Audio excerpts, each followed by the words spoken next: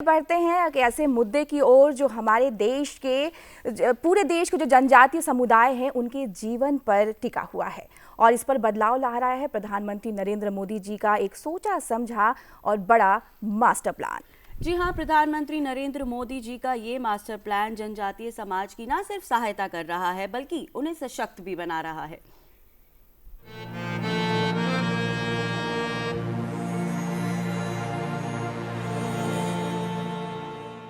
भारत की धरती, जहां जनजातीय समुदाय हजारों वर्षों से प्रकृति के साथ तालमेल बनाकर चलता आया है।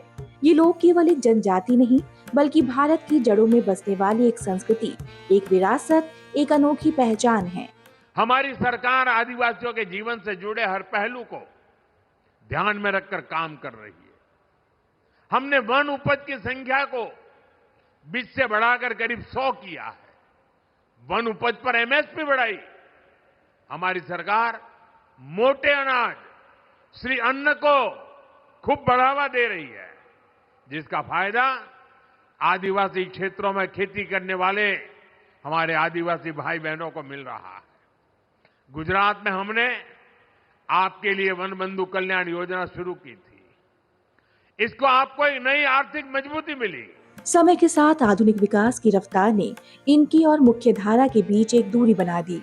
आज ये दूरी कम करने का प्रयास सिर्फ एक योजना नहीं बल्कि एक राष्ट्रीय संकल्प है, एक समग्र विजन जिसे जनजातीय जीवन परिवर्तन का मास्टर प्लान कहते हैं, जो ये सुनिश्चित करेगा कि हर योजना का लाभ सचमुच हर परिवार तक पहुंचे।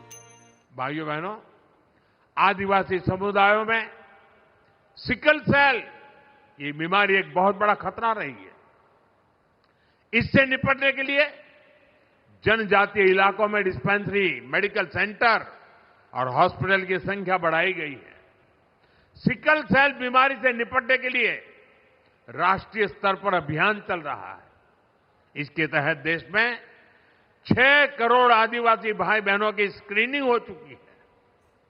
साथियों, नई राष्ट्रीय शिक्षा नीति के तहत स्थानीय भाषा में पढ़ाई की सुविधा भी दी जा रही है। आदिवासी समाज के जो बच्चे केवल भाषा के कारण पिछड़ जाते थे, वो अब स्थानीय भाषा में पढ़ाई करके खुद भी आगे बढ़ रहे हैं और देश की तरक्की में अपना ज्यादा से ज्यादा योगदान दे रहे हैं। भारत में 700 से अधिक जनजातियां, 4 करोड़ से ज्यादा लोग, असंख्य भाषाएं, परंपराएं और जीवन शैली। जनजातीय जीवन परिवर्तन का मास्टर प्लान विकास, परंपरा, संस्कृति और आत्मनिर्भरता को एक साथ लेकर चलने का प्रयास है। इस यात्रा में आने वाले वर्षों में भारत के जनजातीय क्षेत्र आत्मविश्वास, समृद्धि और पहचान की नई कहानी लिखेंगे। ये कहानी है उम्मीद की, सशक्तिकरण की और एक नए भारत की।